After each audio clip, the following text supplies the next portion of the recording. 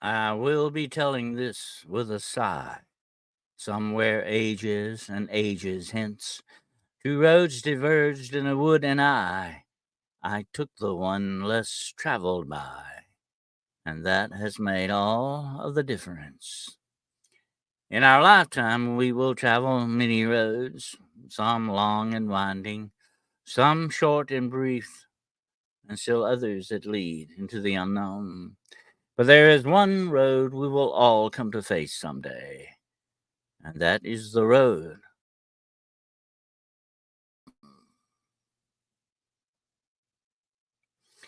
Hello, ladies and gentlemen. I am your host, Dennis Carroll, and this is The Road Less Traveled. And here's your other host, Mr. Gerald Fountain. Good evening, sir.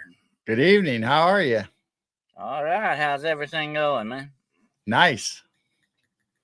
That's good. No storms or nothing, huh? Are we in the clear? Yeah. Knock on wood.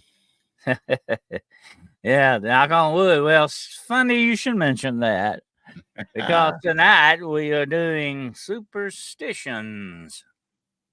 And we got a bundle of them for you, folks. Absolutely. It's a fact. That's one of my favorite subjects, by the way. I love folklore and superstition. They go hand in hand. And it is a great subject, don't you think so? Oh, yeah. It's just fascinating. I mean, there's so many of them, and a lot of them are like geographic, other countries, not just from state to state in the US, but actually outside the US, they have superstitions. Oh, yeah. I want to give a shout out and say hello, Shiro. Lovely Shiro is out there. And we've got Wizard Moon, and we've got JoJo, and somebody named Midwest Night Watchers. And we got Kathleen. Hello, Kathleen. I'll take you home again, Kathleen. I love that song. That's a good old Irish song, absolutely. And who else we got? The sober Carper there, yeah. And Beyond the Box is here. Good evening, Beyond the Box. We did a fantastic show together the other night. If anybody wants to check it out, with Brenda and I and Susie and I and her other guests, we did a fantastic show. It's in my playlist, okay? So check it out if you want to. It was great. And then we got Juno and Woo Rider. And let's see who else we got coming in right now. We have Demaria. I reckon that's how you say that. Demaria. That's pretty. That sounds like Spanish. Anyway, that we're starting to load up there, Gerald. Yeah, we got a lot of people coming in. Gemini Moon. Hello. Yeah, this is a fascinating subject. And, I was thinking about maybe breaking a mirror online tonight just for the fun of it, but I didn't want to push my luck. Okay. Absolutely not. But, superstition is what I was mentioning to you before the show. Science has anthropology. Anthropologists say that the human mind needs a directed path. You want to be that, and animals are kind of like that. Especially that's how you train dogs too. By the way, they want to have a certain routine. Yeah, and that's the way dogs are. That's just their physical, mental makeup. And people are very much like that. They want a routine. Just for instance, okay, every morning before you get up, you put your shoes on a certain way. Okay. And some people will only put their right shoe on first because they're going to step into the world on the what? Right foot. Okay. And you try to change your routine someday. It just doesn't feel right. Like, hey, have I violated some taboo of some sort? You have to wonder. It's just the way the human mind is. Okay. Yeah. And we recognize that. And that's why people are so gullible, Gerald, and easily brainwashed. Okay. Because we want that direction, that directed path. And I mean, that actually is a superstition where fulfills that. that I'm is sorry, an what? actual superstition where people won't leave their house. You're supposed to step over your threshold with your right foot first. Right foot. There again on the right foot. Yeah. Yep. Yeah. And yeah, the superstition fulfills that need for direction. Absolutely. In many ways. And we're going to be examining some of those superstitions tonight. Hello, Don Morris. Okay. Good to have you here. All right, I'm going to switch over to our pictures, and we got a lot of pictures to show tonight and stuff Oh, that we're going to talk about. And here's one of my all-time favorite, and I'm glad you included this pictures. And that's well, I think that's supposed to be clover, but there's probably a four-leaf clover in there somewhere. I used to be pretty good at finding those when I was a kid. How about you, Joe?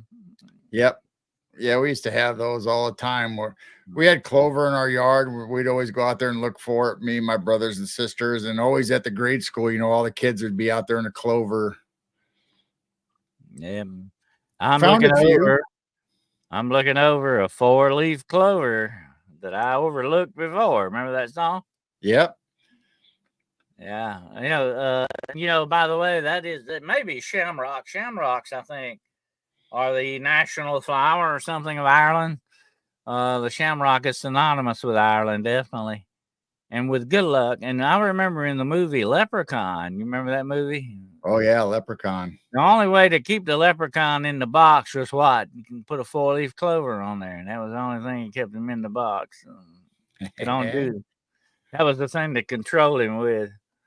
But I've got, matter of fact, I still have a couple of four-leaf clovers around here somewhere, just to be on the safe side,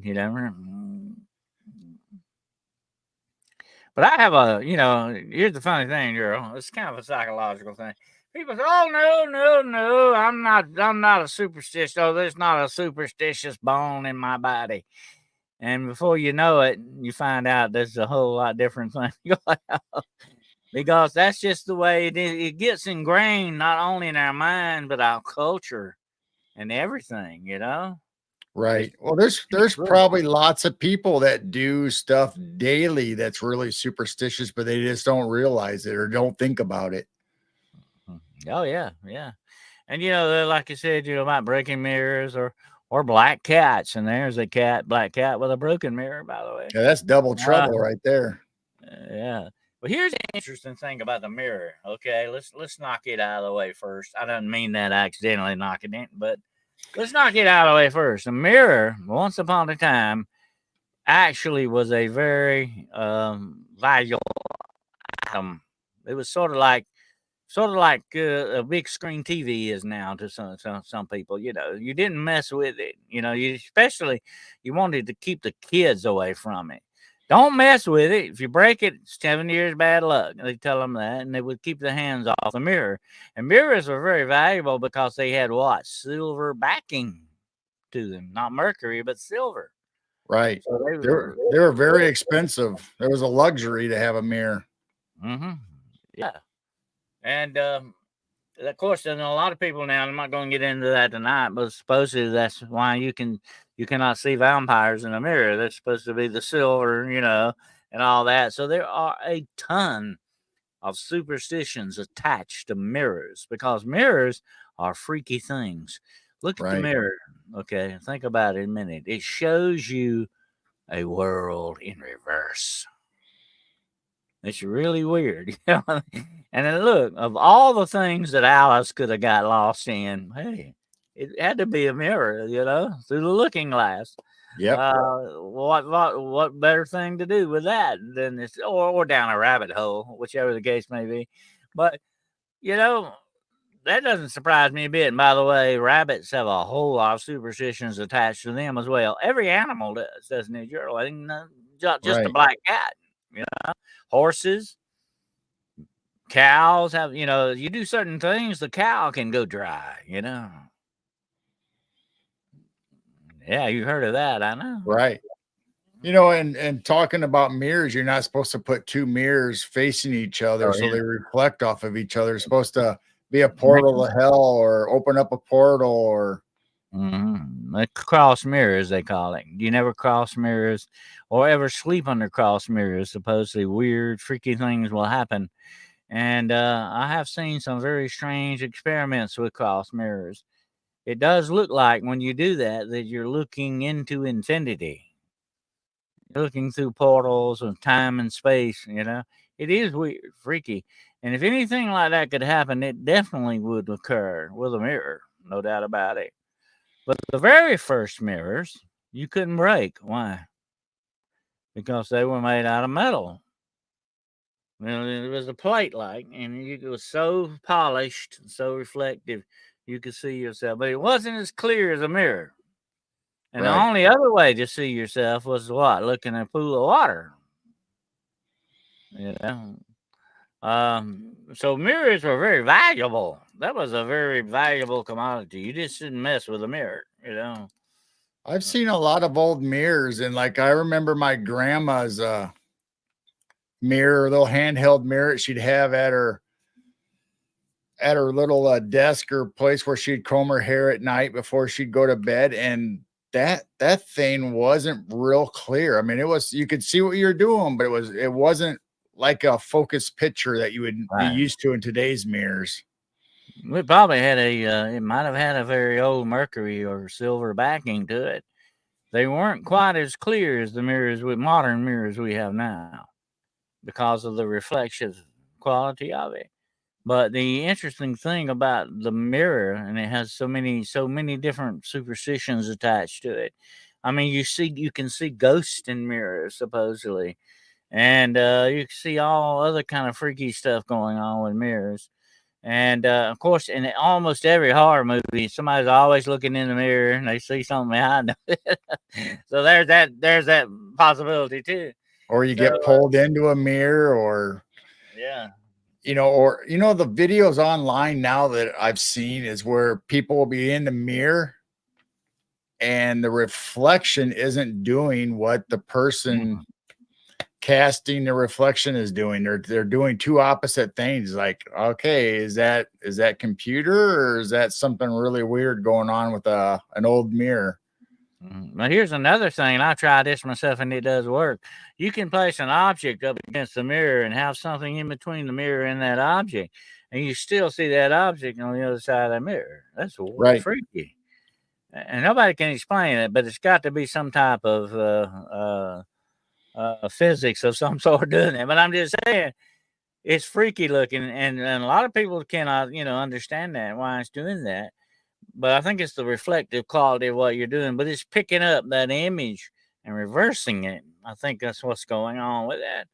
But it's still freaky. So mirrors, have a lot of stuff.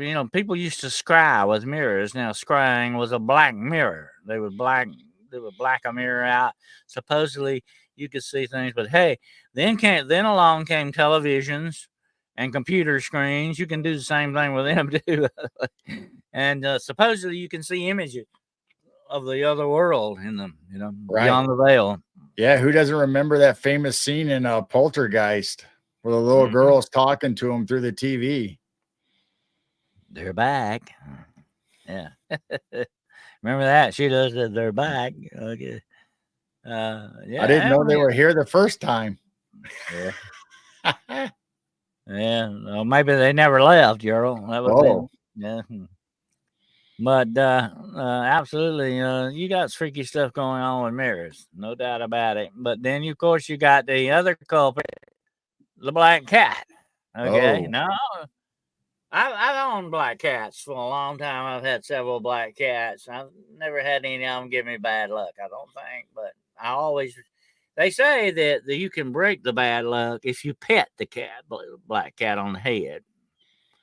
Um, but most people nowadays do not want a black cat crossing their path.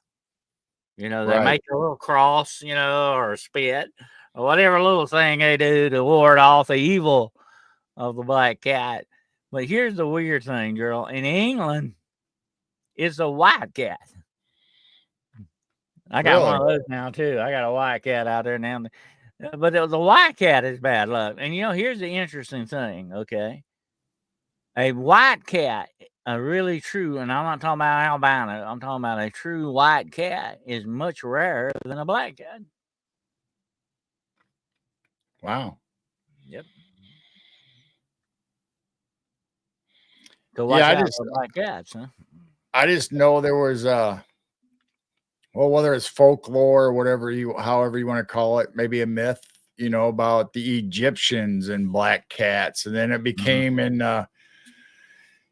over in Europe, witches had black cats. So there was always some kind of bad luck associated with black cats.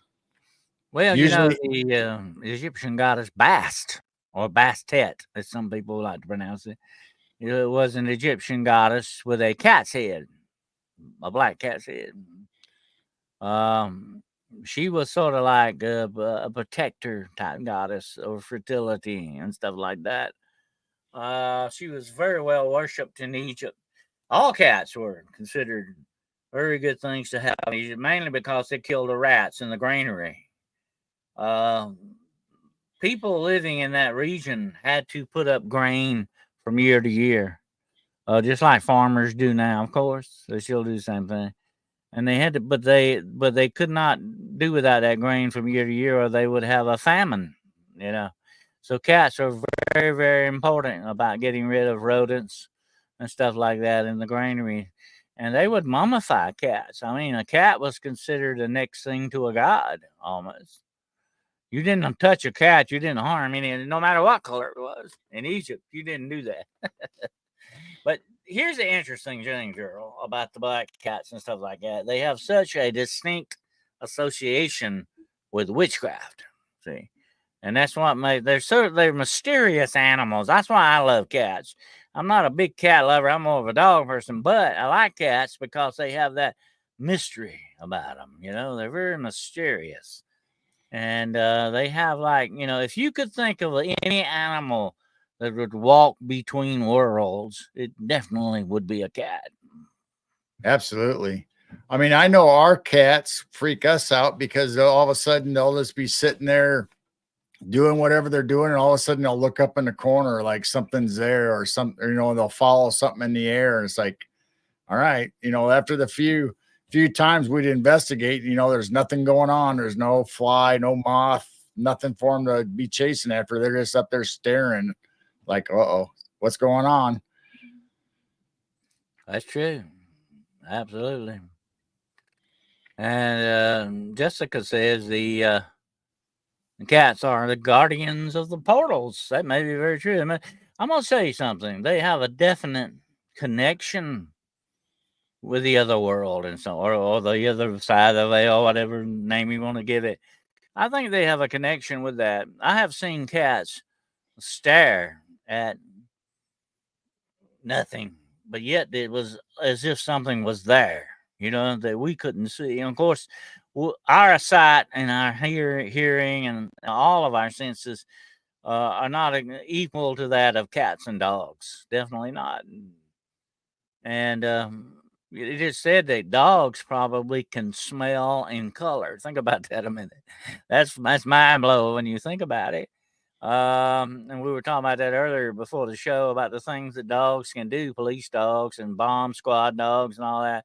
Animals have an amazing capability about them that goes far beyond what we mere mortals have. Absolutely. Well, I would almost think cats are dimensional. They always say cats have 9 lives. So what better way to have 9 lives than if you have I 9 think that timelines or 9 actually, dimensions that you could be a part of? I'm glad you brought that up, Gerald, because that actually goes back to the Egyptian. There was supposed to be like cats could ascend into 9 houses. In other words, that was one of the superstitions attached to cats, that they could come back 9 times. Right? And when you go to look at a lot of this mystical, supernatural stuff that's going on, some of it has a time limit to it. Some of it has a changeability. Well, like the werewolf, according to the supernatural werewolf, there's only so many times they can change into that before eventually they're stuck as a werewolf forever. That's it. And that's kind of what the cat was. It had so many times it could return to Earth and do what it needed to be. The Egyptians called it ascending into the 9 houses. It was sort of like an astrological thing, you know. Right. I mean, you talking about moons. I mean, full moons are really superstitious. People have all kinds of stuff. I mean, just look at all the hospital and emergency calls and police calls that happens on full moon, and that's how we get the word lunatic. There she is. That's Bast, or Bastet, as some people. There's still a contention to this day beyond between Egyptologists what her true name is, but I like to call it Bastet. It looks more like that the way it's spelled, but that's me being a Southern boy. That's the way I pronounce things, the way they look like they're spelled. But some people call her Bast or Bastet, whatever the case. But that's her, and she was the cat-headed Egyptian god.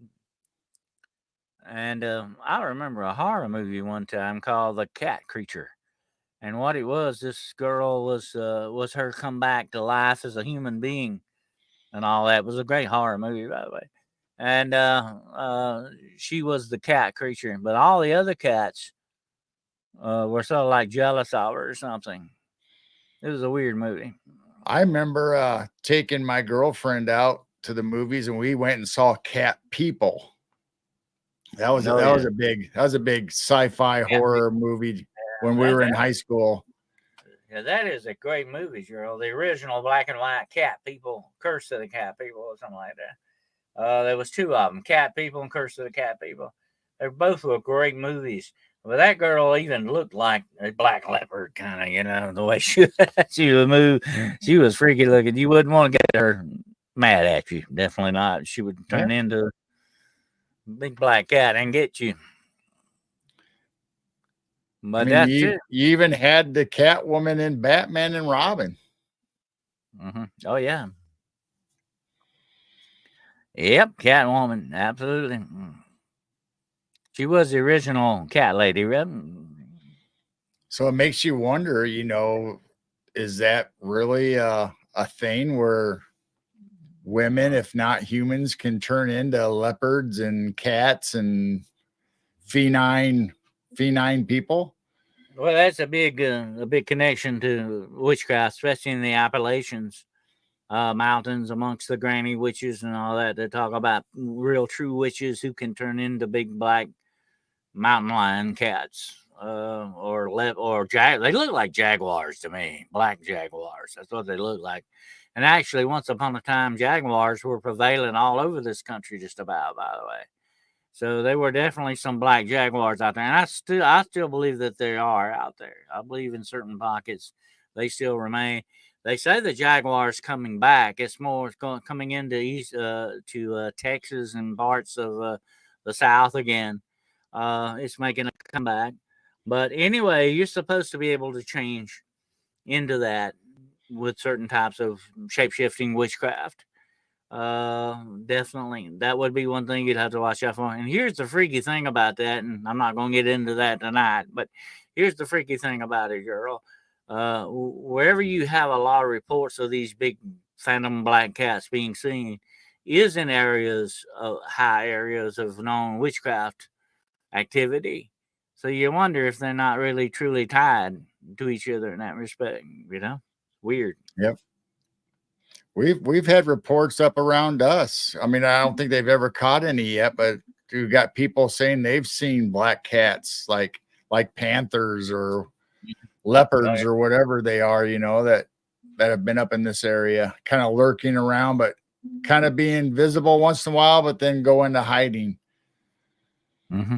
And that's the nature of cats, of being able to sneak around. They can sneak up on you, you never know it, That's just the way cats are. That's just their very nature. They're very secretive, very quiet. They don't even leave their spore for people to find. They're very secretive in that respect. And I think that's why people watch cats and had so many superstitions about them and tied so deeply to witchcraft. Although, if you go back and look at the original Salem witchcraft trials, most of the familiars that witches had were pigs, actually, hogs, believe it or not. And it wasn't cats. I would have thought it'd be cats, but it's not. It's not. It's hogs, and sometimes, of course, in some instances, crows as well, or ravens. But you don't hear too much about the cats in Salem witchcraft trials. But anyway, that was supposed to be the familiars, and actually, what the familiar basically was a demon in animal form, so that it could fool people into thinking about it. And you see that. I don't know if you've ever seen that movie, The Witch. If you haven't, you ought to watch it. It's wild. It makes you feel like you've returned to the 16th century kind of thing, you know. You feel like you've been immersed in it. But there is a black ram in this movie called Black Phillip. And it is evil looking. You talking about one evil looking animal? And he is bad dude. And he talks. And he's actually, what it is he's a familiar spirit. What he is, looks like a ram. And he tells that young girl, "Would you like to live deliciously?" Oh my. Yeah, you know. So, but I actually, Black Phillip, who has a real other name, I think his name is something else, but it's not really Black Phillip, is actually living on a farm. He's living the good life on a farm in North Carolina right now. He's got his own little house and everything. So he's retired from witchcraft. Okay. And speaking of witchcraft, Oh, look at this. Okay, there you go. That's the one holiday with a lot of superstition. Halloween. Absolutely. It says putting carved pumpkins outside on Halloween is derived from traditions related to the Celtic festival of the dead, also known as Samhain. Our ancestors left treats and carved turnips outside for departed loved ones and to scare away tricksters from beyond the grave and to fool demons into thinking that there were demons already there and they would go on and bother you some other time. Yeah. A lot of superstitions on Halloween, girl, by the way. A lot of them. I mean, They say if you were a ghoul or a demon, what better time to come back than to be Halloween and mixed right in with everybody? Well, you know, there are certain holidays. You know, Walpurgis Night is one of supposed to be the most evil night of the year. And then like 3 nights later is the Eve of St. George, which is supposed to be a very evil night as well. So you know, you have a lot of superstitions attached to holidays. And Walpurgis Night, by the way, is the night before what? May Day. You know, May Day used to be a big holiday. Right. But that is definitely, you got a lot of superstitions attached to Halloween, of course. They say that on Halloween night at midnight, if you stare into the flames of a fire, you will see the face of the one you love the most. Oh, wow. That's cool. Yep. So there are a lot of superstitions that are attached to Halloween. Now, the dressing up in costumes is another way, supposedly, to fool the demons and evil spirits into believing that you're one of them and they'll leave you alone. Yeah. Freaky stuff. Oh, yeah. But now, you know, all the holidays, Christmas has a lot of superstitions attached to it. There's a night of ghost stories, by the way. Yep. Yeah. Yep. Let's look at the Christmas Carol. Mm-hmm. You have a lot of tradition. You have a lot of superstition. I know that one very prevalent superstition in the South. Now, I don't know how it is up north where you're at, girl, but in the South, you do not, absolutely do not, wash clothes on New Year's Day, because if you wash clothes on New Year's Day, you will be washing clothes for someone who will die that year. Oh, wow. I've never heard that. Yeah, they will not, supposedly in the South, they absolutely do not wash clothes on New Year's Day. It's a big superstition. There's a lot of superstitions about family deaths. Mm-hmm. I know you hear the one about whistling, whistling indoors will cause somebody to die in your family. Mm-hmm. the Japanese won't enter a cemetery unless they hide their thumb inside their hand, because in the Japanese language, the thumb is considered closest to the name of like an adult parent. So they protect their parent when they go into cemeteries, to protect them from death by tucking their thumb inside their hand. Whistling by the graveyard, huh? Yeah. Yeah. Well, there's a lot of superstition attached to whistling, and it was thought to be very bad luck for a woman to whistle. Why, I don't know, but that's just the way they had that. That was one of the superstitions. But the thing about whistling, Gerald, is here's what they believe. People believe, and why this is frowned upon, for two reasons. To whistle at night says you will whistle up the devil. Okay. That was not something you were supposed to do at night. And you're not supposed to sing before breakfast, by the way. That's bad luck to sing before breakfast. But also, whistling, just walking along and whistling was frowned upon. And I'll tell you why. Okay. They thought that if Satan and his minions heard you whistling, that you were happy, that they would definitely do something to you to take that happiness away from you. So it was a good idea not to let the devil and evil spirits know when you were feeling good. Yeah, they don't want you to be happy. We'll have to do something about that. That guy's too happy. You're asking for it. Well, there's, I was you got a target on your back, girl. If you go around whistling, okay. Every once in a while, I'll find something on YouTube about the Appalachians, and one of them happened to be folklore and superstitions. And the whistling at night was a big no in the Appalachians. You whistle up the devil. In other words, you just did not do that. You might be calling something you might not want to show up. Some and wood like burgers. the old saying that I know you've heard this expression. Speak of the devil and he'll appear. Right. They believe that very much. They believe you just didn't talk about evil spirits and stuff like that, like we do now on our podcast. They thought that was crazy. You don't do that because you're just asking for trouble. That's the way they look at it. Yeah, I think that's where a lot of the superstitions about saying a certain name 3 times comes from, where you speak their name. Oh yeah, you had to do certain things to break the bad luck.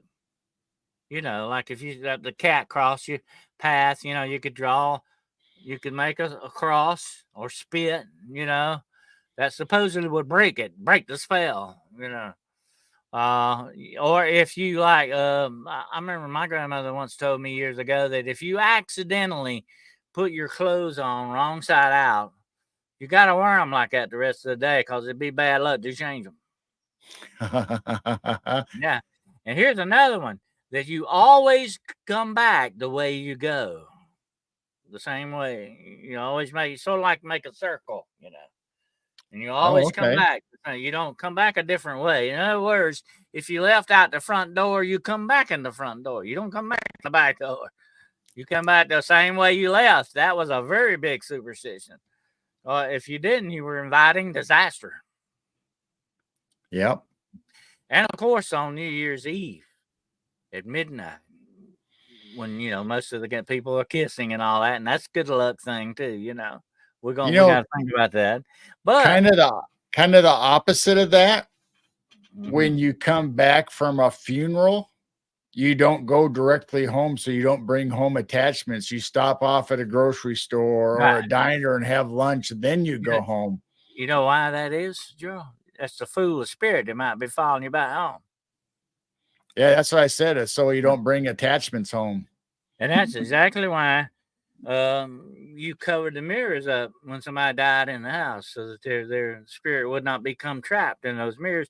And when someone died, you took them out head first, not feet first. Why? Because that's the way you're born.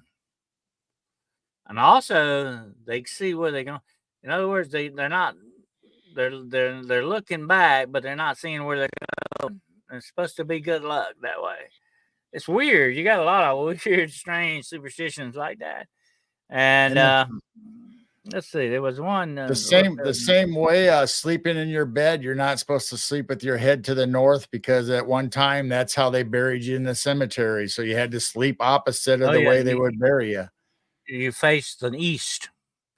Every Christian cemetery, everyone in that cemetery, usually, especially churchyards, more so than commercial cemeteries nowadays. But every cemetery in the South that I know of, everybody's facing east, waiting for the day of resurrection. That's what that's all about. You'll be facing east. That's where you're supposed to see Jesus come back in the resurrection. That's why they're buried facing east. As a matter of fact, when my grandmother, who was a very good Christian woman, died, she specifies exactly, do not bury me unless I'm facing east. Absolutely. And she specified that. But a lot of people believe that. And that's very much like the superstition at midnight on New Year's Eve, that the first person across the door into the new year must be a what? Has to be a man. He's bringing in good luck. If it's a woman, she's bringing in bad luck. Well, I don't know, but I'm just telling you. Don't judge me here, folks. I'm just telling you what they said. I didn't make it up. Okay, but that's the way it is. That's the same reason that you carry your newlywed bride over the threshold. She cannot step on the threshold or walk in. She has to be carried in and then set in place, and then she has the good luck of the house that she's entering. That negates the bad luck of her just walking in by herself. Right. You carry her over the threshold. That signifies you're both okay now. You know what I'm saying? You're both one, and you're doing that in that sense of the word to cancel out the bad stuff. Absolutely.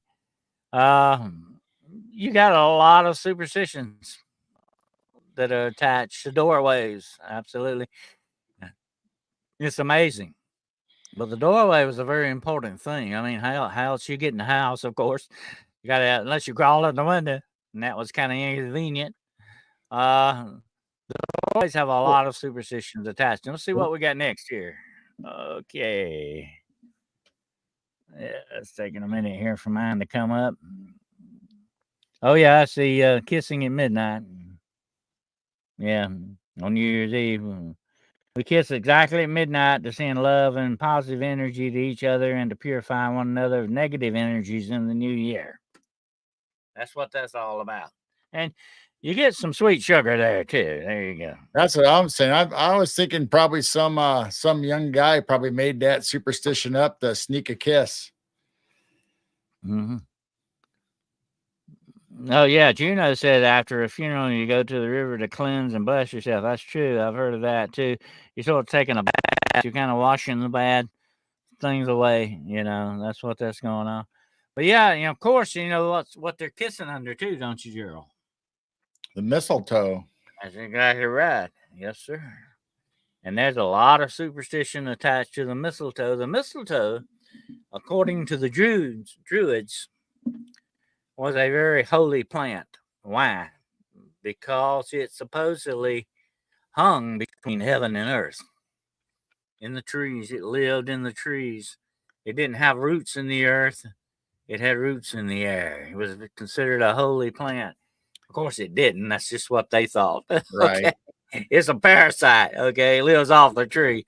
But anyway, they considered it a holy plant, and it kept evil spirits away. As a matter of fact, I have some mistletoe on my door right now because supposedly it is big bad stuff on evil spirits. They do not like to cross under the mistletoe. Okay. I think I remember us doing the Christmas show and we talked about the mistletoe bride.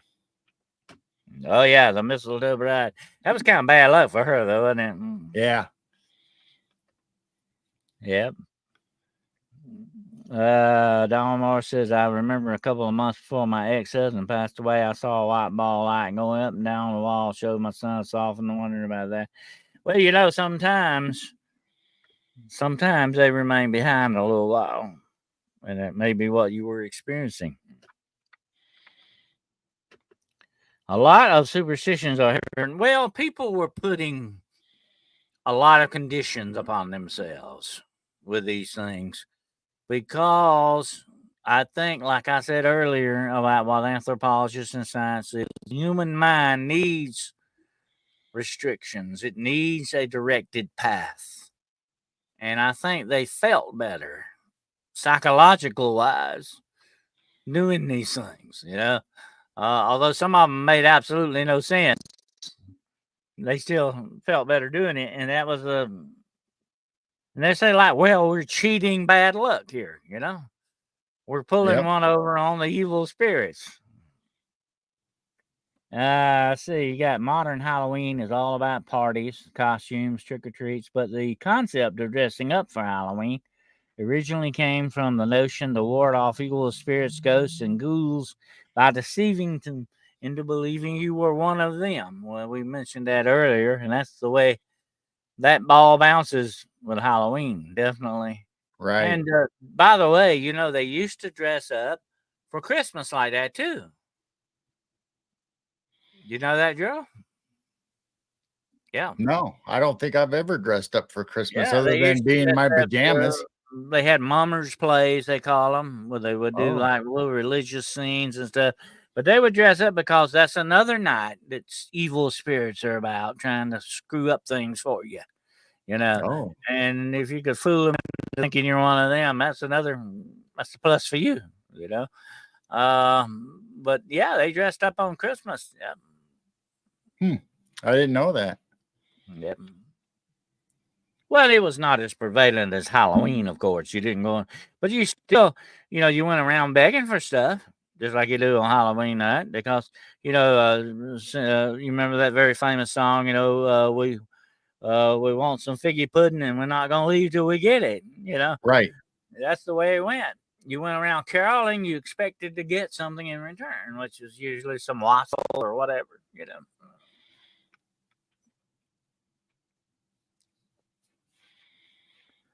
Oh, this is a mad looking dude here. Let's see what we got. Wait for this. I'm waiting for this to come up so I can read it. There we go. We celebrate and make loud noises at midnight on New Year's Eve in order to ward off and scare away ghouls and evil spirits. Yeah, that's another evil spirit thing. The firecrackers and stuff going off on New Year's Eve. Making a Well, and lot of they, noise. they blow a lot of horns, at New Year's Eve parties. Or beat pans. They used to beat pans together. Whatever, some kind of loud noise, whatever it was supposedly distract and scare evil spirits away. Wow.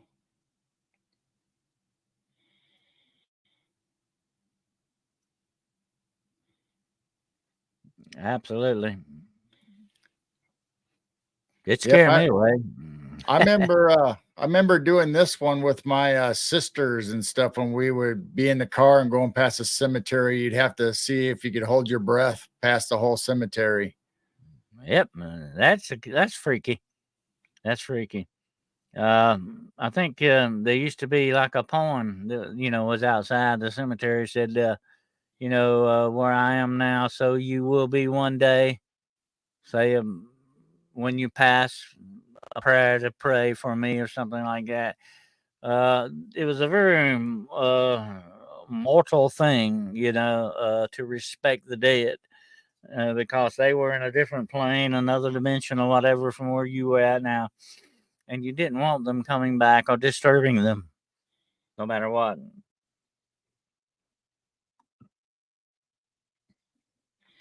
I like what that said, that the reason was that if you are still breathing, that the spirits in the cemetery get jealous because you're alive and they are not. So that's why they come after you when you're breathing. Yeah, they attracted their attention. At a funeral, church bells are rung to ward off evil spirits as they may carry the soul of the deceased person to hell. That's another interesting thing about bells. You've heard me talk about them before, bell, book, and candle things. Bells, demons hate them. Because they are the next tone to the music of heaven, in other words, okay?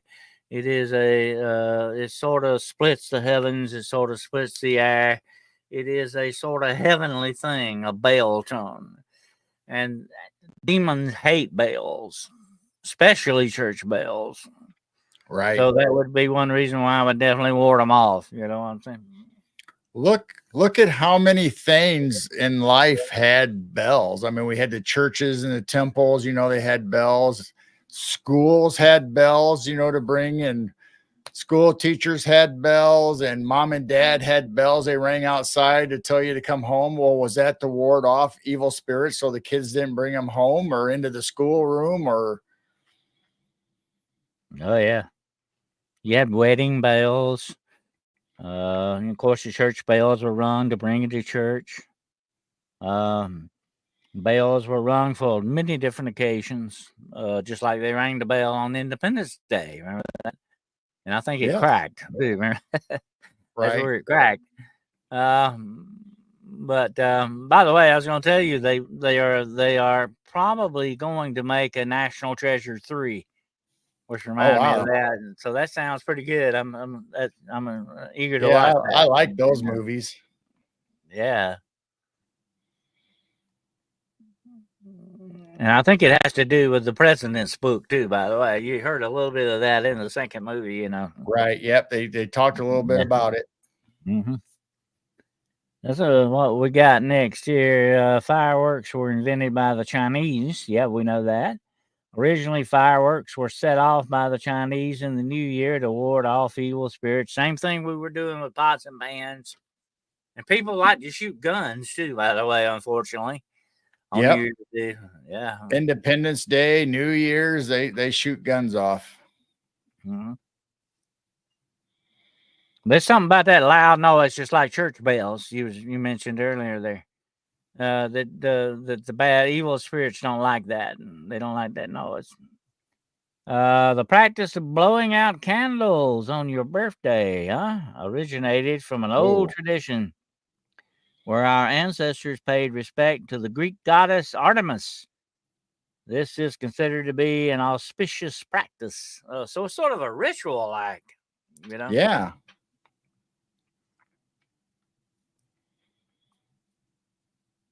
Wow. Don Moore said, I've heard people say if you ever live next to a cemetery, you won't stay married. I don't know. You might not.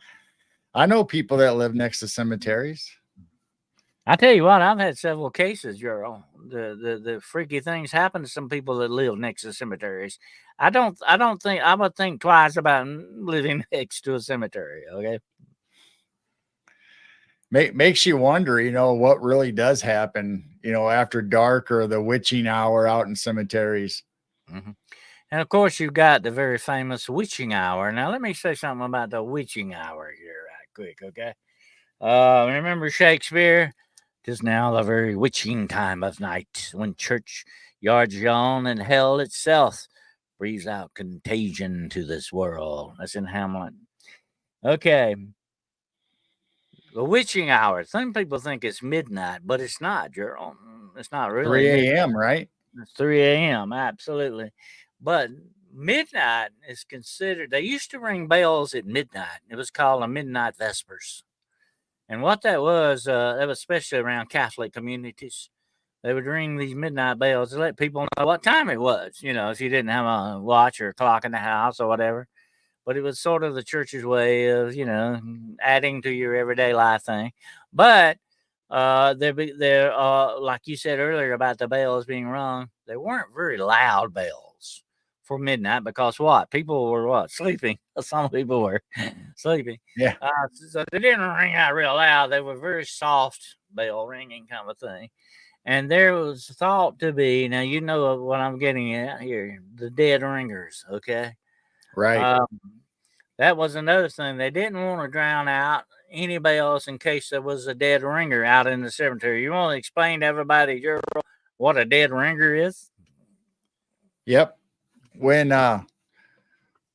you were buried, they didn't have the medical practices we do today. They just pronounced you dead, and you could have been in a coma or you could have been just knocked out or whatever, and they would bury you.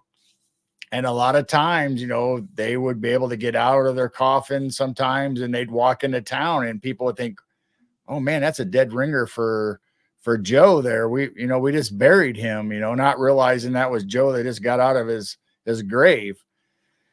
So they would hook up a bell on the outside of the coffin of the burial ground with a cord going down into your coffin. So if you were still alive or woke up or whatever, you could pull that cord and ring that bell, and you became a dead ringer.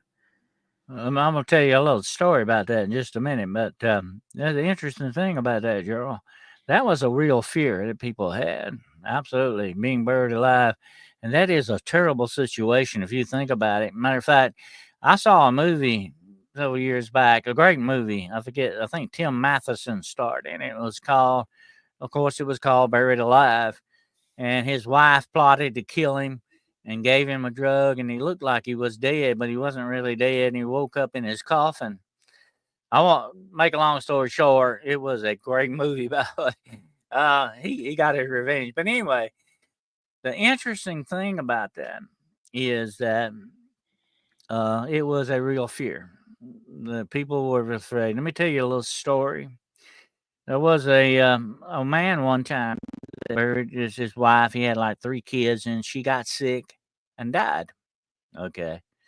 And they were fixing to bury this lady, and they had already closed the coffin, and they were at the churchyard, and they were doing, half of the funeral always used to take place in the cemetery, and they were preaching the rest of her funeral, saying a prayer before they lowered her into the ground. Okay. And the man, he went one more time. He went over to his wife's casket because he really loved his wife. And he put his head over, and this was like maybe 150 or some odd years ago this happened. But it doesn't matter about the time. But anyway, he went over to the coffin, and he kind of just put his head down over it, missing her very badly. And he heard something. And he got back and he said, "Did I hear what I thought I heard? I thought I heard something moving in this casket, And he told the men standing there, he said, "Oh, get the lid off this casket right now. Take the lid off." And they thought, "Well, no, you're just upset. Don't do this. Don't do this." And no, I got to do it. And I got to know. I'll never live the rest of my life without knowing. And sure enough, they pulled the lid. They already had it nailed down. They had to get the nails out and get the coffin lid off. And she was alive. And he got her out and took her home. She lived and had like two or three more children. And one of those sons was known as Robert E. Lee. Huh. Some people are meant to be born. Okay. Without a doubt. But that's a true story. But that's what went on back in the day. I mean, that was a real thing. To get buried alive, that's a horrible thing to think about. There's been a lot of stories where they've exhumed coffins, whether to bury them in another section of a cemetery, or whatever, or move them for whatever reason. And they've actually found, fingernails broke off into the wood coffins or scrape marks on the inside. So they know that has happened where people have woke up or been buried alive. Yeah, it's fascinating stuff. What people believe, and Edgar Allan Poe wrote several stories about premature burial and stuff like that because it was a big fear. It definitely was back then, and I can understand where they were coming from. Like you said earlier, they didn't have the medical properties that we have now. They had tests they could run, but still, even if you had some very virulent form of catalepsy, as they call it, it looks like you're actually dead. The breath is almost non-existent. The heartbeat is so slow and low that you definitely could miss that very easily. Right. Yeah.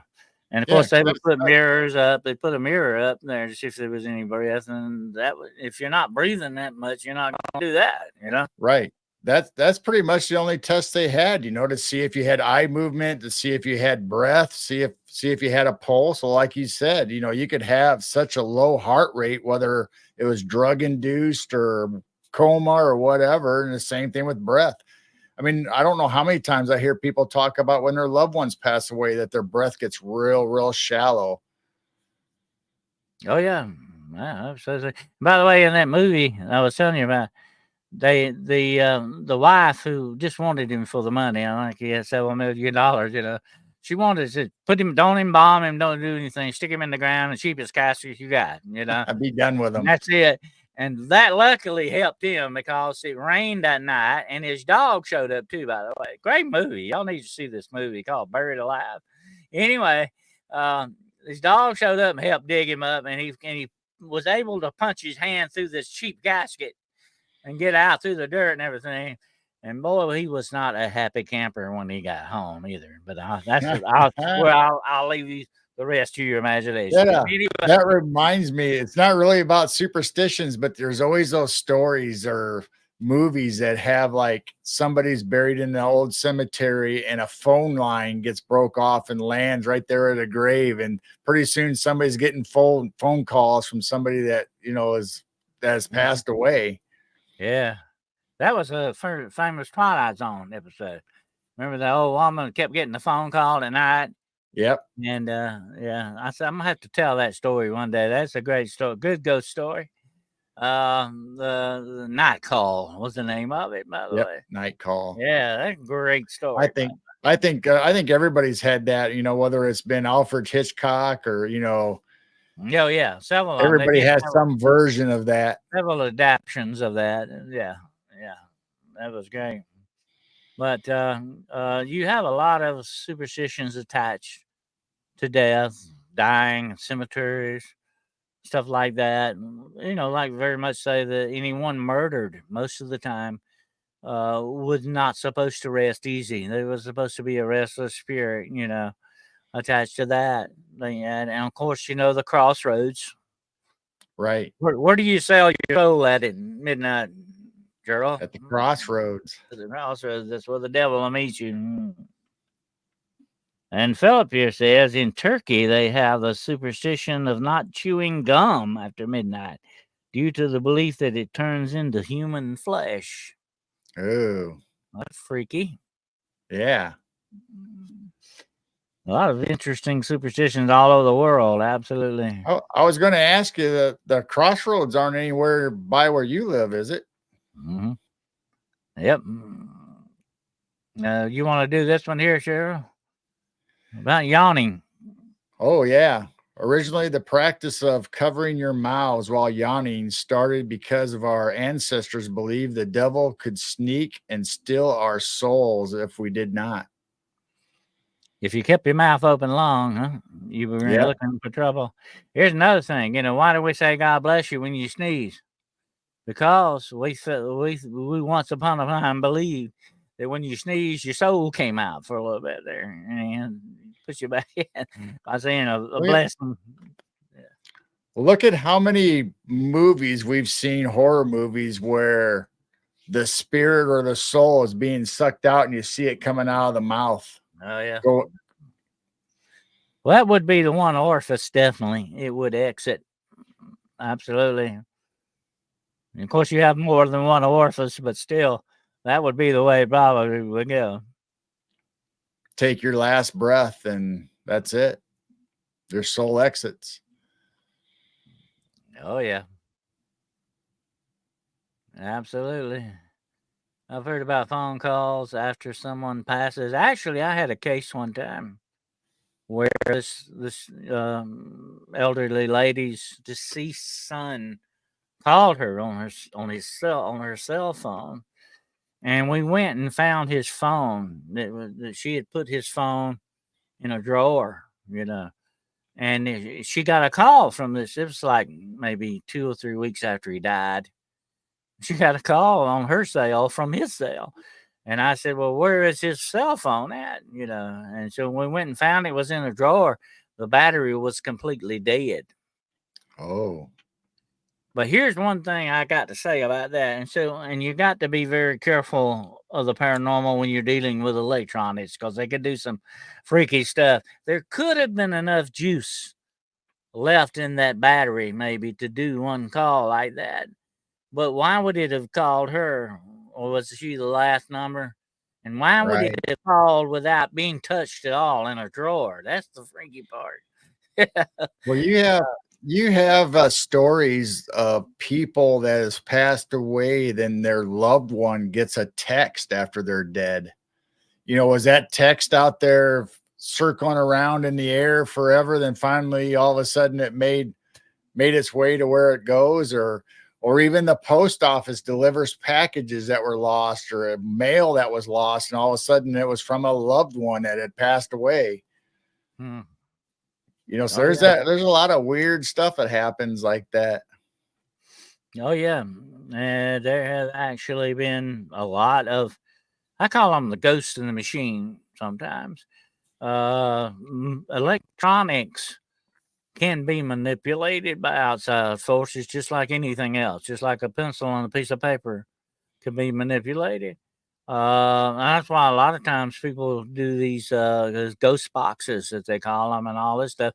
And I have used them in the past, but I feel they're more like an electronic Ouija board in certain ways. I don't like to see people messing with those because you are connecting with the other side in the wrong way, per se. Right. Like you don't know who or what you are connecting to. You know? That's the main thing. You don't know who. If you knew who you were really talking to, but you don't, and that's the dangerous aspect of it. The human body, though, is all frequency and electricity. I mean, that's how our heart and all our nerves or nervous system works, is through electrical pulses. So, Oh yeah, what better way? We know that energy cannot be created or destroyed. So, what better way once you pass away? What would you do? You might manipulate a TV, a radio, a cell phone. and you have a certain amount of electricity in your body. And that can do some freaky stuff. Think about static on a cold day. You get a static charge and all that. I mean, you got some freaky stuff going, and it can manipulate and interfere with electronic devices to a certain extent. And some people are very bad about it. Some people put lights out doing stuff like that. Yeah. That's really weird. But here's the interesting thing about electronics. We'll be slowly, and we talked about this, I think, before one time. We're slowly being turned into plastic, and Yeah. we really are. We're Yep. slowly being turned into plastic.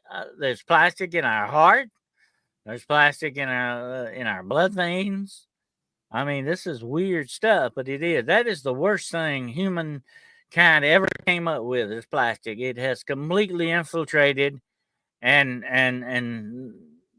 completely inundated this world in the bad way, in a bad way. And we are slowly being changed into something like that. And electronics are doing that well. They're talking about making us Wi-Fi compliant in our bodies. Yep. Okay, by taking a pill that'll stay in you, or an implant that will make you Wi-Fi compliant. Think about that a moment, folks. That's not good. We have to be very careful because some of these people or some of these organizations and things like that will strip us of our complete humanity if we're not careful. And we don't want Yep. that because if you lose your humanity, what else do you lose, Gerald? Your soul. Yep. Absolutely. You Well, this has know, been a fascinating show here. I if think I we talked a lot of superstition. You got any favorite superstition of your own? Yeah, hang on. I was going to tell you just to be funny a little bit, that maybe if I digest enough micro plastics, that maybe it'll line my heart, and my heart will last forever because it's made out of plastic. And if not, just go ahead and throw me in the recycle bin with the rest of the plastic, and maybe they'll be able to recycle me. Maybe by the time you actually die, you will already be embalmed. That's something to think about.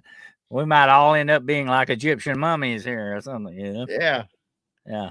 I don't know about a favorite superstition, but I mean, I remember all the time, as a kid, we would either jump rope or we'd to the little riddle of step on a crack and Step break on your a mother's crack, back. break your mother's back. Yeah, Yeah. and we were always playing hopscotch and stuff like that with the neighbor kids, and you'd always make sure you didn't step on the cracks. And Well, that's the thing about superstition. You're tempting fate. You know, and you have to be very careful about tempting fate. I think that's what they were trying to get us to learn.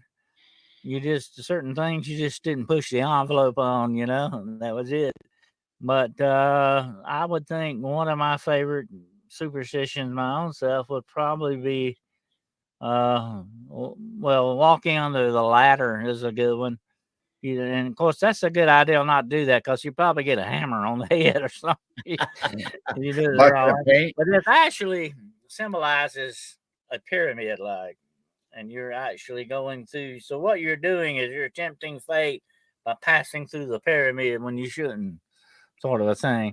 Well, It's a fascinating thing. they say it kind of opens up. You could be going into a portal. Yep, it's like another portal, like another existence. And you know, Freemasonry has a lot of thing about ladders and building and stuff like that, you know. And Right. that may be attached with some of that as well. But it's fascinating stuff, especially what these people came up with and the things that they thought about doing and stuff. It's amazing. Have you ever made a wish off blowing the dandelion after it turned to seed? Well, yeah, that, and of course, the first star you see tonight. Yep. Absolutely, yeah. Hope I may. Hope I Starlight, might. starbright, yeah. Yep. There was, I Wish guess, on there a was all star. kinds of stuff when we were kids that we used to say and do that I didn't realize at the time that was superstitions. We were actually repeating what our parents had told us, and what our playmates were repeating what their parents had told them. Right. That's It's why everything got passed around, you know. probably my older brothers and sisters. Songs that we had, like you talking about with Skip and Rope, they had certain rhymes that they had to Yep. do that. They just had a certain way. Like I said, the human mind wants order. It wants a directed path. And that's what all this is about. If you want to, you know, talk about it scientifically, definitely that's what's going on. But like I said, there's something about superstition that, like I said, you just don't want to tempt fate. You say, well, you always err on the side of caution. I might better not do that, you know. And that's kind of where superstitions gets you. It has that little switch you can flip on you every now and then. And no matter how much you think you're not superstitious, always I call it something that's always on the back burner of the mind. It's always there cooking away, girl, you know, whether you Right. believe it or not, or whether you want to admit it or not, it's there. Absolutely. But it's part of us. Right. I mean, look how many times people throw salt over their left shoulder or go try to find a room with a 13 on it or a level 13 in a building somewhere. Oh, yeah. I'm certain. You won't Well, ever you know where find a that comes 13th from. floor, hardly ever. You know where that comes from. You know, the Last Supper had Yep. 13 people at the table. Of course, when Judas left, it was 12, so that made everything right again. But the 13th guest, that's where all that comes from. And it's an odd number. See, it's the odd number. And a lot of people, most of the time, when they pick numbers, and they talk a lot about angel numbers and all that stuff. And the universe is made of mathematics. Okay, we need to understand that. You have, you know, the very concept, the very essence of the universe is mathematic. Right. But yeah, don't step on a crack. Jessica says you break your mother's back. Yeah, Yep. that's another very famous rhyme. But the very concept of this stuff is we go always for the even numbers more so than we do the odd numbers. And Right. 13th is the oddest one of all. You know, that's You the talked oddest one. about the Last Supper and Judas, but he's also the one that spilled the salt You know, so that's why they No, say, yeah, you know, Judas, yeah. the devil is on your left shoulder, so you throw Yeah. the salt over your Away left the evil shoulder. spirits, yeah. Over what shoulder? The left shoulder. Left shoulder. Then you Uh, also have Friday the 13th. did You you know, and know the that's Bible? because of the Knights Templars when they got raided and wiped out. Yeah, yeah. And you know, the Bible talks about left and right. Everything bad comes from the what? Left. Left. Everything good comes from the right. Okay, that's the way they looked at things. If you were left-handed, you what? You owe the devil a day's work. Okay, so if you didn't fall into the categories they had for you, you were what? There you were again, tempting fate. You know, you were My doing brother something was wrong. left-handed. That explains a lot. Yep. Tony said covering mirrors when a person passes on. Oh yeah, a lot of places still do that. You do not let the dead see themselves in a mirror, and you're not supposed to let animals see themselves in a mirror, too, by the way. There's a ton of superstitions connected to animals, as we said earlier. Uh, there used to be an old superstition that during a thunderstorm, you did not stay around close to the dogs because they attract what, girl? I didn't hear it. I'm sorry. Lightning. Lightning. That's not true. They don't attract any more than anything else, but that was a belief. People believe that. And you might have heard about crawdads. You know, crawdads, that if they hook you, if they pinch you, they won't let go until it what? Thunders. Boy, you were in bad trouble. You know, you had to walk around with a crawdad on all day waiting, hoping a storm comes up. Yeah. So you have kind of really weird superstitions. Absolutely. You know, in China, instead of Friday the 13th being bad luck, it's Tuesday the 13th. Oh yeah, yeah. Because Tuesday is the closest word to spelling death in the Chinese language. And you know, let me tell you something that blows your mind when you think about it. Every day of the week is named after a god. That's wild. You know, Thursday, Thor's Day, the day of Thor. Wednesday, Woden's Day, Odin's Day. There's Wednesday. That's strange too when you think about it. So a lot of this stuff is ancient too in its concept, you know. Right. It goes way, way, way back to the dawn of humanity. You know, that's why superstition is so prevalent. And like I said, we need that song by Stevie Wonder, Superstition, playing right now. But anyway, it is so prevalent. It is part of us. And it'll always be part of us. Not only our belief system and our culture, but our very mental makeup. It's always cooking on the back burner. Yeah, I think that's where most of it comes from, you know, whether you're superstitious or not, but you know, I better knock on wood or I better throw salt over my shoulder just to be careful, just to make sure.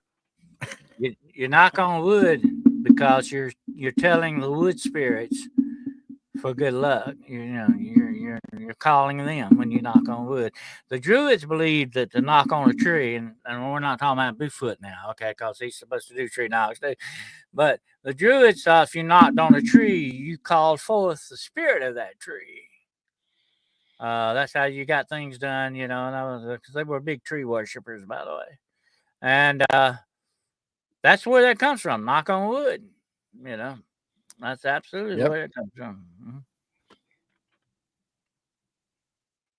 Now, some cultures say don't knock on wood because then if you do knock on wood, you might bring out the evil spirits out of the tree instead of the good ones. I'll go ahead and knock on wood. Okay. But anyway. Just like Pinocchio? Yep. Wooden head. But two heads are better than one. Okay. Oh, look at that. That might be left over from our headhunter show. Okay. But anyway, that was a great show. If you missed that one, y'all need to go back and check that one out. We did Shrunken Heads and Headhunters last week. That was great. That was really good. I enjoyed that. Good subject. But superstition, well, I think we've pretty well covered it tonight. That was, Well, I got one more, yeah, and it's crossing your fingers for good luck.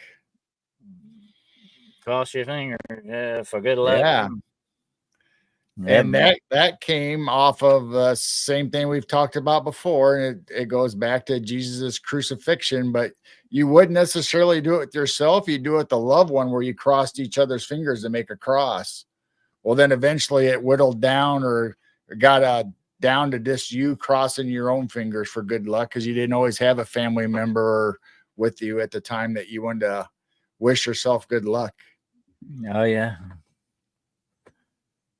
Absolutely, we got a lot of rituals that you go through, like with this stuff. It is ritualistic, and I think that's another part. That was part of their religion too. Religion had a lot of rituals that you did and stuff like that, ritual worship and stuff like that. So it was all tied together. It was all connected, definitely, absolutely. Tony said my uncle thought the $2 bills were bad luck. I've always heard that too. Because it's something weird and strange and out of the normal. Yeah. It was made people superstitious. Yep. Yep, exactly.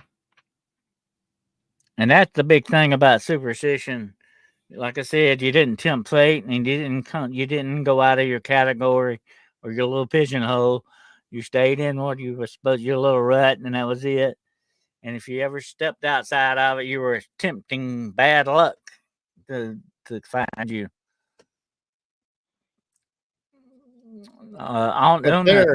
Una says, I'm going to have to go to the beginning and watch your show. I'm late to the party. Yeah. That's okay. You can still watch it.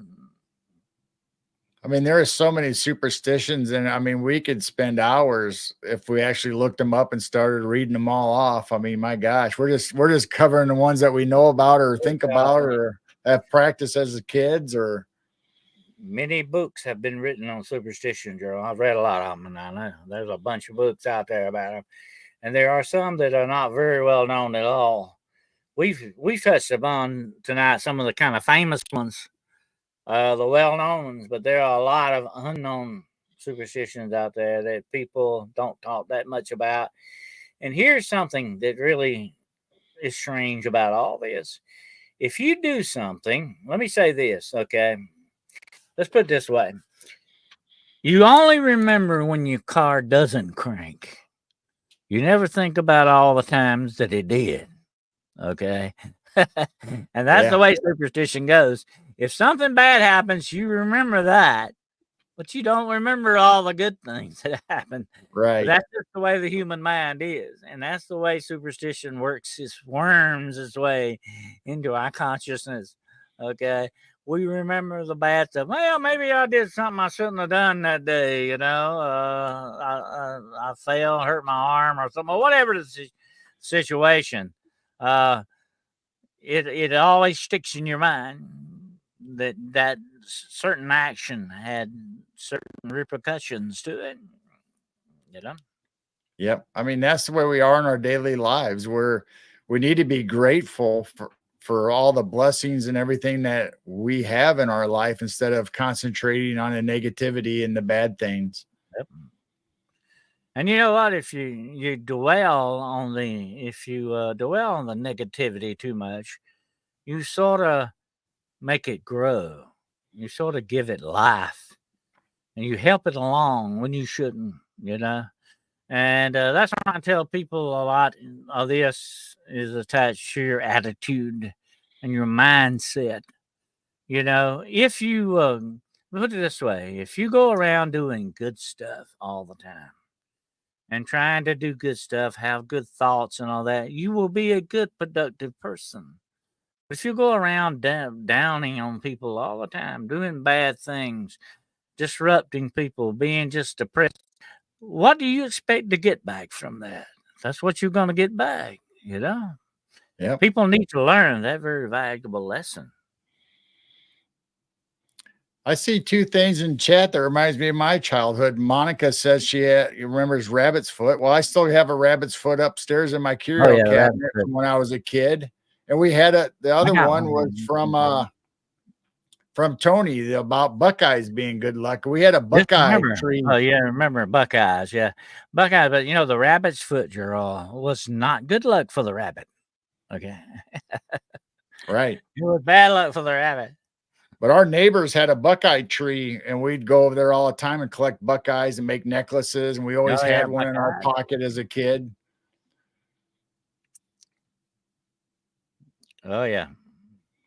Yeah, I might have to go upstairs and get that rabbit's foot out and rub it. My mother always had a Buckeye in her purse. Yep. She always carried a Buckeye in her purse.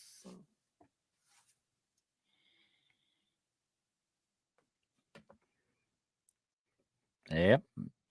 That was way, way back. I don't know what it is about the Buckeye. It's just a nut, like, you know, an acorn or anything else. Yeah, it was a Why no seed. Buckeye? You It know, was a I seed, think so I don't know. I don't know why it was good luck or harder nut to anything. find than some of the other ones, maybe. We had plenty of them as kids, though, because it was a huge tree at our neighbors. It was always considered very good luck to find a arrowhead, you know, Or a penny. Yeah. Well, penny heads up all day long. You have good luck. Tails down, your luck will leave town. Do you think that has to do with when they used to place coins over the eyes of the dead? Well, on that note, I think we'll go ahead and close down Superstition tonight for the time being. Maybe we may have to do a part 2 on this sometime, Gerald. Absolutely. There's plenty to do another part, or maybe 3 parts. Oh yeah, absolutely.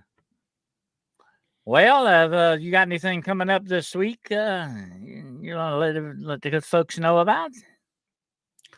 Actually, yeah, we have Geezer Geeks coming up on Saturday, and we'll be talking about the normal stuff we always talk about, whether it's stuff going on in the world or new technology or AI or some kind of stuff like that. And Wednesday, hopefully, we'll probably be doing a Night Owl Lounge, me and Jane. And then Sunday, we have Nicole, or AKA Chloe, will be on our Piercing the Veil. We'll be talking about spirits and ghost stories and weird stuff like that. Good. I look forward to seeing that. Absolutely. Yeah. And this Wednesday on Hunting the Shadows, I'll have a special guest. Will be Mr. Harley Owens. We're going to be talking cryptids. It's going to be cryptid night on Hunting the Shadows. Is that Buck Owens' brother? Of course, Friday night at 9 o'clock will be Paranormal Point of View, and who knows what we'll be getting into next week, girl. Okay. Never know. We'll find something, definitely. Yep. Well, I appreciate everyone being here tonight. It has been a fantastic show. I think we covered just a little bit of superstitions out there. So let's try not to be too superstitious about that. And watch out for those black cats, and don't be breaking any mirrors. Don't tempt fate, okay? Don't take any wooden nickels. And we'll all be all right. Absolutely. Well, I appreciate you all being here tonight, and we appreciate your support, and look forward to when we get together again for another little journey down the road less traveled. Absolutely. Good night, everybody, and remember, Ampleter Mysterium, embrace the mystery. Good night. Night.